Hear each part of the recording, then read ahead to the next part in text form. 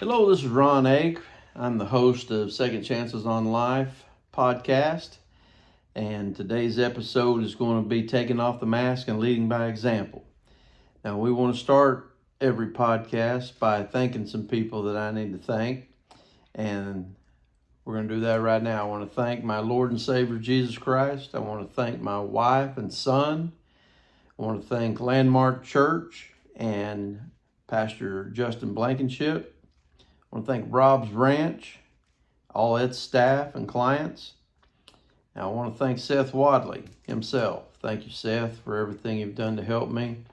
And I want to thank Seth Wadley Auto Group. They've all been very helpful and helped me through tough times. But without you guys, I would not be here today. I can testify to that. I'll tell you something that sounds very depressing but true. As I was picking out songs to my own funeral before I accepted to get help. They told me that with my raised elevated medicines for my heart and blood pressure, that if I kept drinking and doing the pills I was doing, living the lifestyle I was living, it'd kill me. And I didn't really care if it killed me or not. That's how far off I know this depression and this type of thing can get. It's very serious. I would like to be lighter hearted. I'm a lighter hearted type person and love to joke and cut up and all that. But this stuff is very serious and it's killing people every day. And I just want to help as many people out there that I can get the help that I got, and help anyone I can not experience some of the pitfalls and bad days and bad decisions that I've had. So we're going to start off with the Lord's Prayer. If you ever decide to get help and go to a place like Rob's Ranch or anywhere like it, more than likely you're going to have to learn the Lord's Prayer and the Serenity Prayer. So we're going to start with the Lord's Prayer. Our Father who art in heaven, hallowed be thy name. Thy kingdom come, thy will be done on earth as it is in heaven. Give us this day our daily bread, and forgive us of our trespasses, as we forgive those who trespass against us.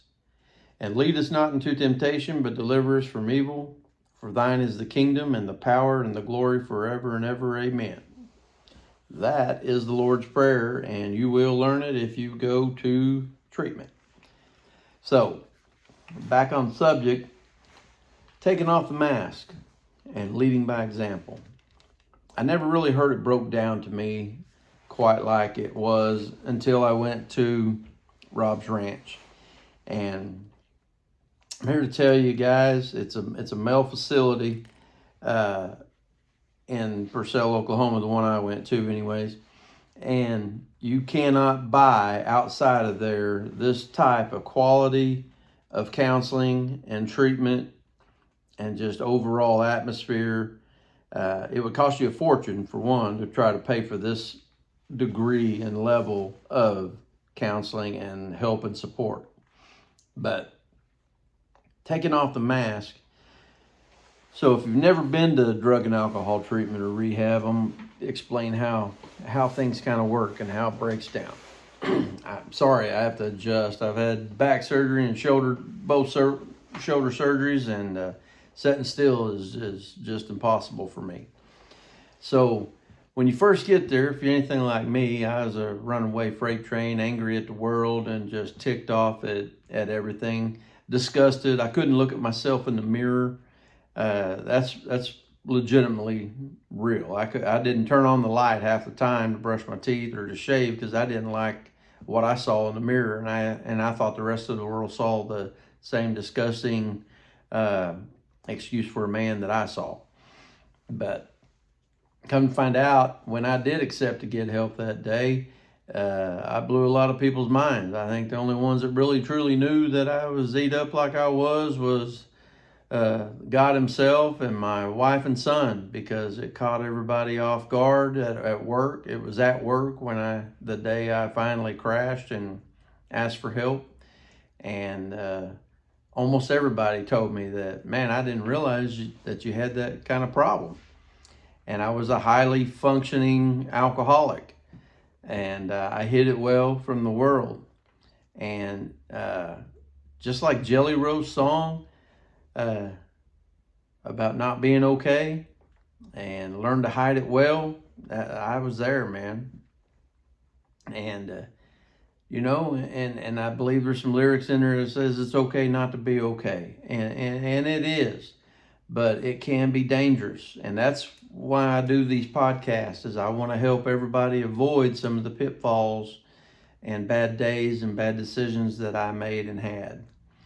And if you don't know that song, you need to look it up, because you can tell whoever wrote it, if it was Jelly Roll or whoever. They know addiction, and they know what it's like. And it is the Satan's tool, and he will come at you with your weaknesses and never come at you at your strengths. I say that in almost every episode, and it's the truth. If he knows you are weak to alcohol or drugs or pornography or whatever it is, he's going to use it to manipulate you. It's like a lion on the prowl wants nothing more than to seek and destroy you, and he wants you to waller in your misery in it before he takes your life, and he wants to take everything from you before you die, including your pride, your dignity, your family, your faith, everything. He will use it against you to kill you, and it is not biased, it's not prejudiced, it's not a male thing or a female thing, it's a human thing. Doesn't matter how old you are or what race you are or what religion you are. If you let him in, he will use it to destroy you. And I'm living proof that if a miracle don't happen and you go down that road, it could take your life. And that's why we're doing this, is there is a better way. And for me to go from someone that didn't care if tomorrow come to sitting here in front of you like this, it's almost midnight on a work night, and I'm sitting here doing this, and we're in my office at Seth Wadley Ford in Ada, and I think the Lord will provide us a place sometime soon to call our home and a better place to record from. But until then, we may be scattered all over the place. I'll record some from home or here, or we'll probably record some out at Rob's Ranch as well with guests, but it's going to be okay. We're going to work it out. The main thing is I wasn't going to release these things until first of the year, but I've had an overwhelming positive response from people asking to just put them out there. You're going to have to start somewhere. Just put them out there. Your equipment will get better and everything will get better. The editing and all that will get better as you go. But we just need to get started helping people. And so here we go. It's not going to be perfect. It's not going to be polished. We're just going to roll with mistakes as we go, and it's going to be raw, and it's going to be heartfelt and sincere. I wish I could cut up and joke with you more and be more myself, but this is a very serious subject and topic, and it's near and dear to me, and I just want to help as many people as I can get the help that I got. So, taking off the mask. If you go to a place like Rob's Ranch and you go to your first big group therapy, you can expect about 40 to 50 chairs in a circle in a room, and don't be surprised if there's not 2 chairs out there in the middle of that circle. And on occasion, there'll be a mirror in one of those chairs. And on that mirror will be written whatever the topic of the day is. I forgive whoever for whatever. I'm sorry for whatever it might be. And you get out there in front of that many men and you look into that mirror and you get real. If you truly want the therapeutic side of this, healing end of this, and you get out there and don't fake it and you get real with that mirror, and you, like my dad died when I was 19 years old, and I blamed myself for a long time. You know, I had to get out there in front of that mirror and break down, literally, in front of 45 men, whatever it was, and tell my story about some of my youth and some of my bad decisions. And my dad died, and how I went off the rails and just went crazy. Started fighting and drinking, and later on started taking pills and everything else. And it's then that we start digging in and really peeling the layers off and getting to the core of things. And I heard a phrase or a topic called taking off the mask. And once I heard that class and I sat there and it set with me, I've been wearing a mask most of my life.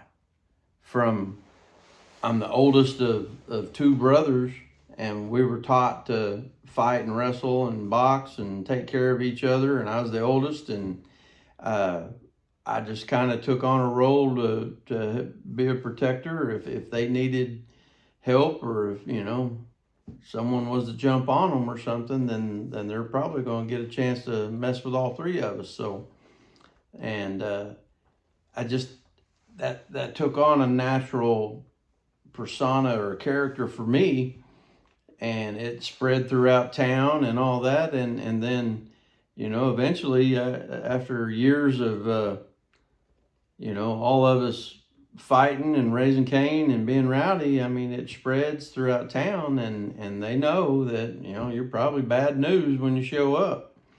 But so what that meant to me was I got into a lot of fights and I got into a lot of trouble that wasn't necessarily me.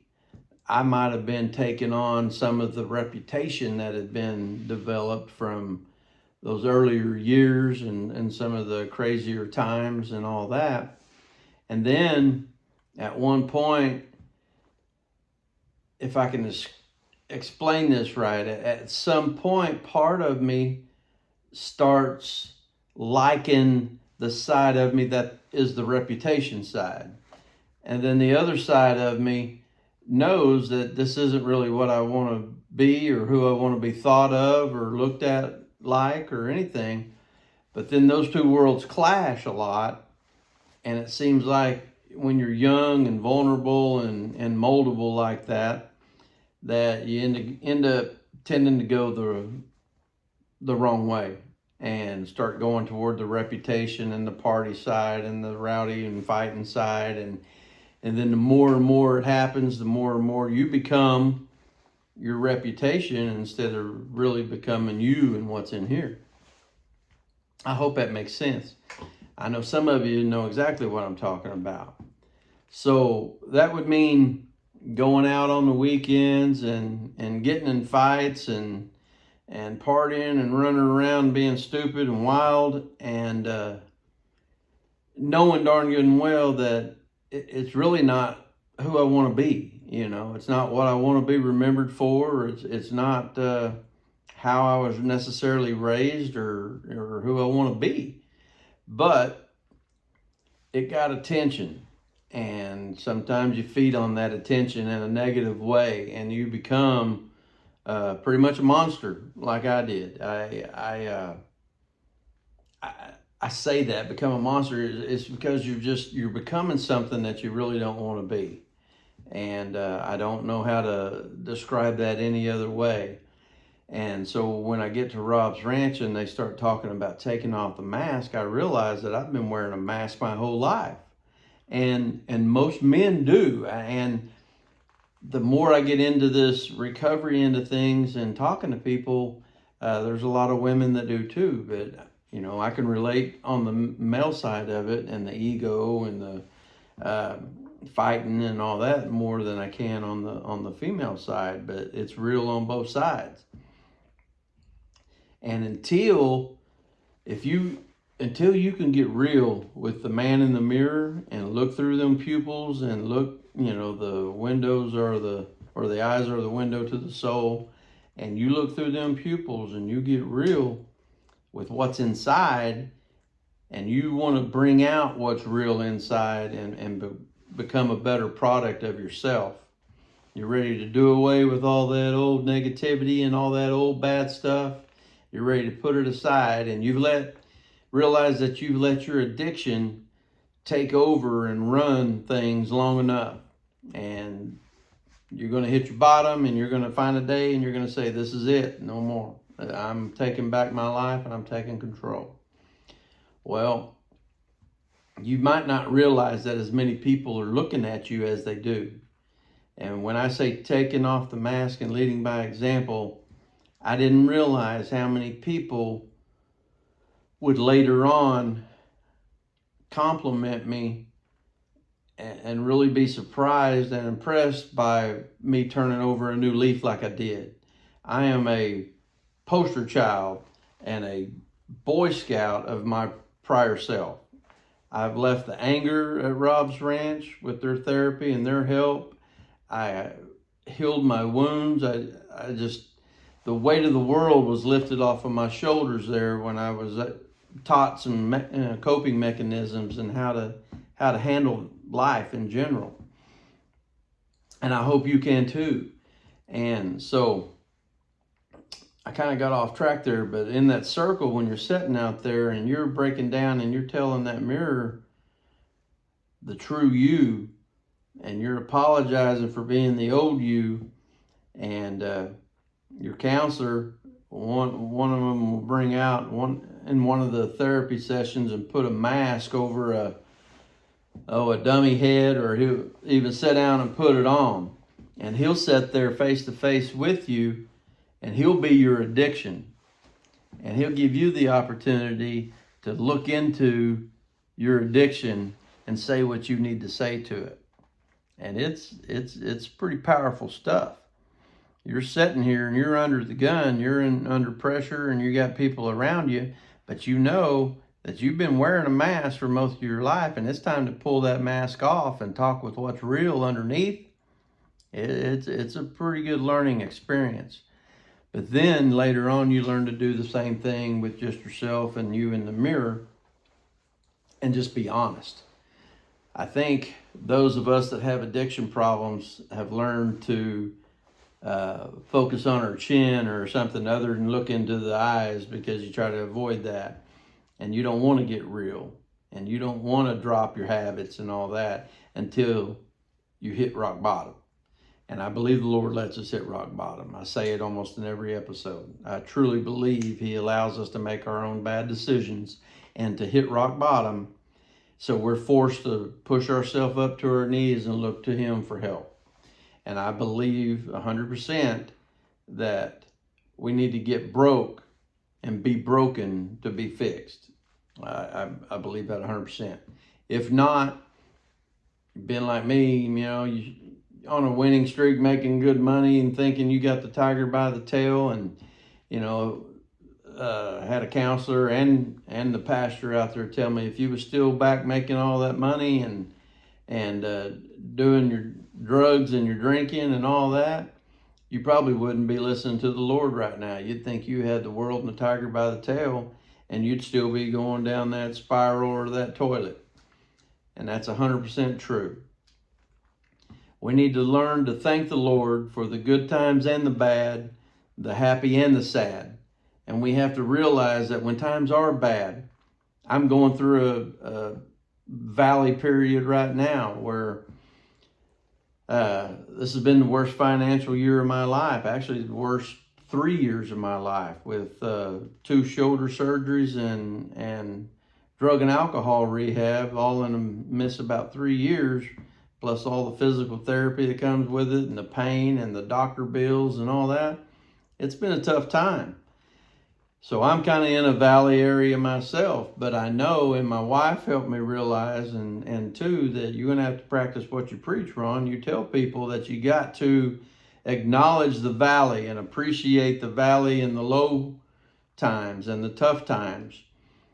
If you don't, then you can't really appreciate the peaks. And the Lord's not going to give you any more than you can handle. And He might send you through the swamp and through the valley to learn some lessons and to humble you and to break you so He can remold you and to rebuild you. And I truly believe that that's what's going on with me right now. And it's not easy, but it's something that we can all handle. And helping one another through these times is the best way to go through it. So if you've experienced some of these things like I'm talking about, then you know what I'm talking about, and we can help others not experience them.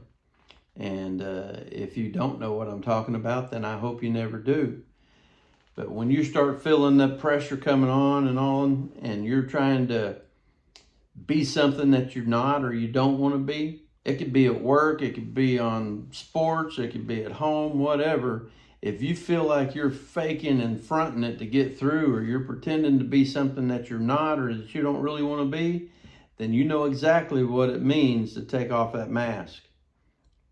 And I can tell you from personal experience, whenever you pull that mask off and you get real with what's in the mirror and what is to your core, and you bring that person out and you start polishing that person up, then you can become something that you can see in the mirror that you're proud to see. And then when you see something in that mirror that you're not ashamed to look at, that you might be a little bit proud to see, the rest of the world will see it too. But you got to know that being an alcoholic or an addict, that our words don't mean anything. And especially coming out of drug and alcohol rehab, we've lied to loved ones. We've probably stole from them and lied to them and manipulated them and no-showed them and done everything else. So when you come out, it's going to take some time.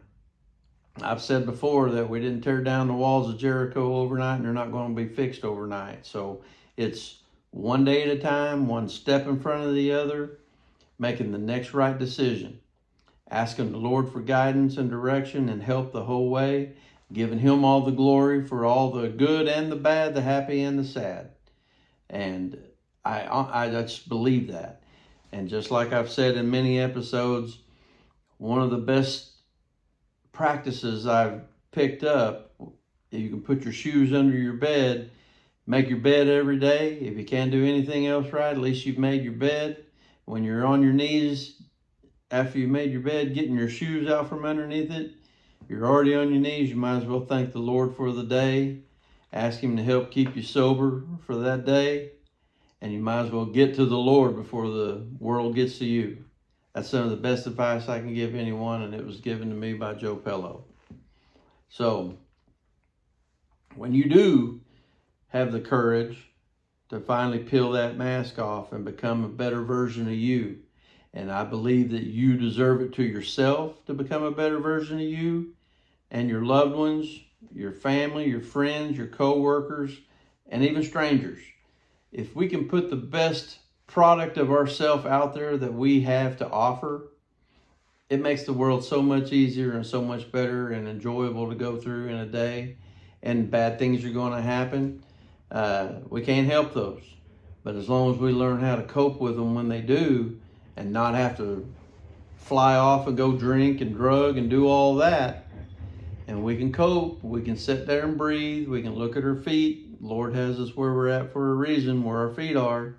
We learn to breathe, and we can slow or roll and not have to fly off the handle and go fighting and drinking and raising Cain like I did. That's when we can become a better product of ourselves. We can overcome obstacles. We practice the serenity prayer. We focus on what we have the ability to change, and we don't worry about the things that we can't. But we pray for the knowledge to distinguish between the two, because sometimes those are jaded and they will cross. But if we truly just focus on the things that we can handle and that we have control over, and let the things that we do not have control over go, and let those people handle their stuff, you handle your stuff, it makes the whole world a lot smaller and easier to handle.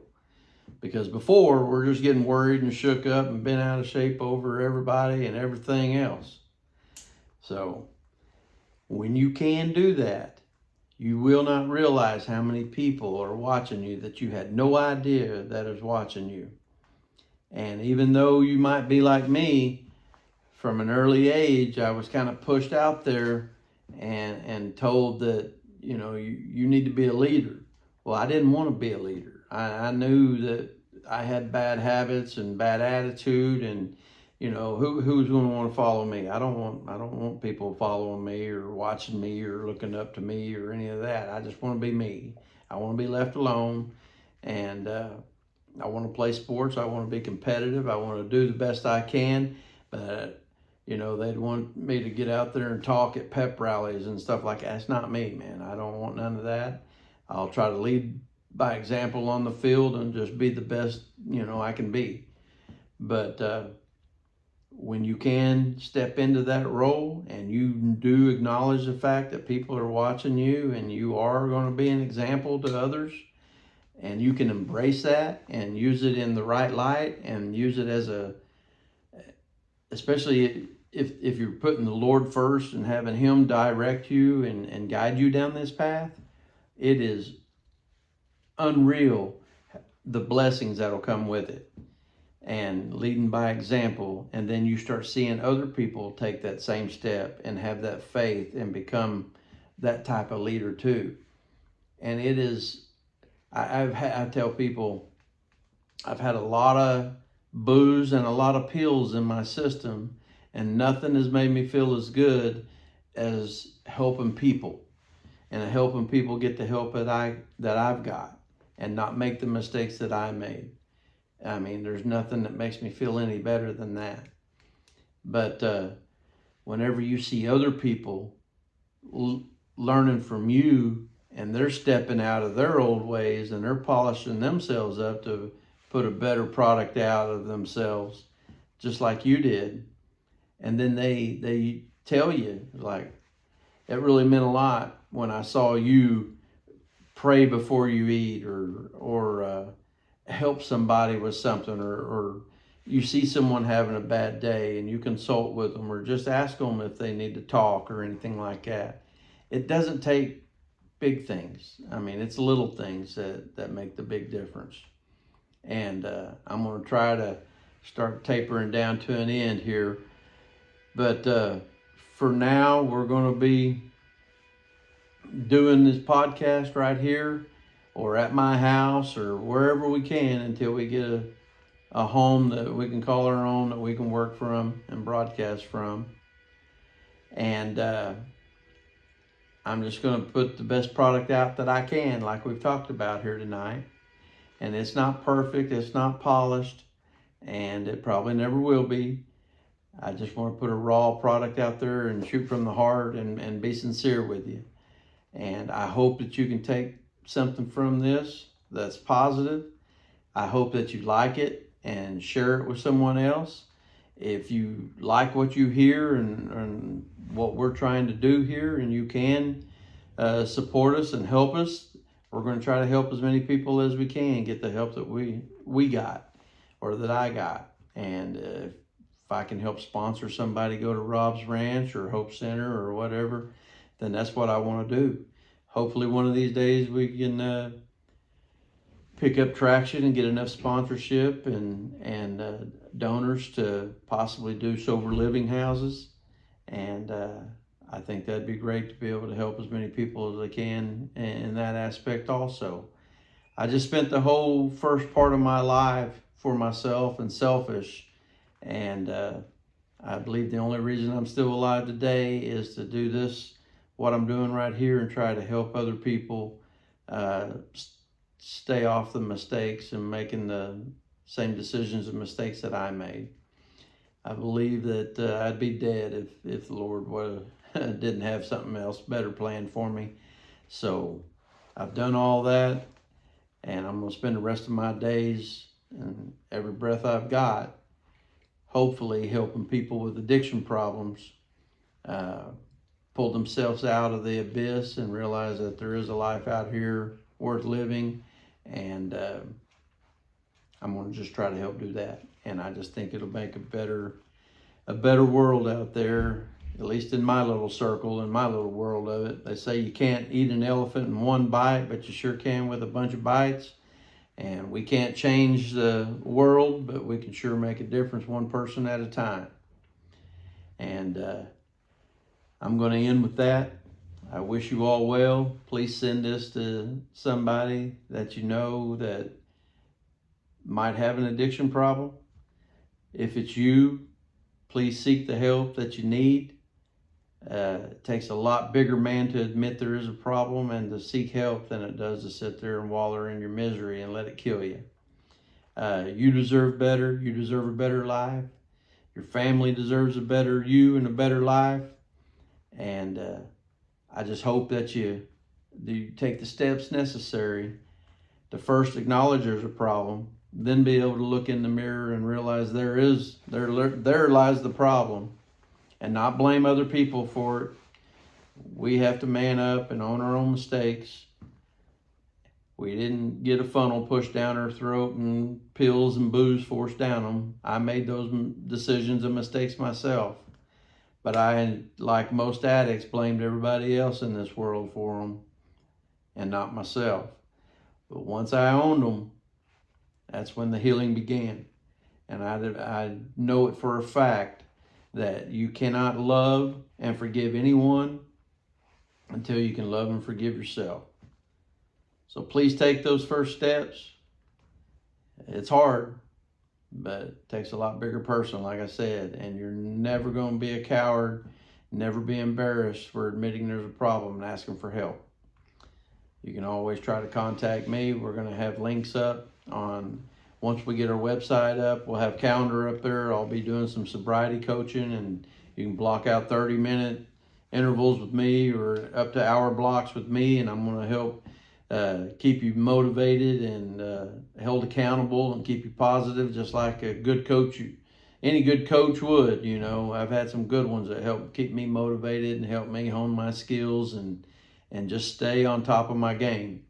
And I'm not going to be your sponsor. I'm going to be your coach. And that's exactly what it is, a sobriety coach. And I just hope the best for you. I hope everybody out there has a blessed day. And reach out to anybody that needs help and take care of yourself. Hope you have a blessed day. Love you.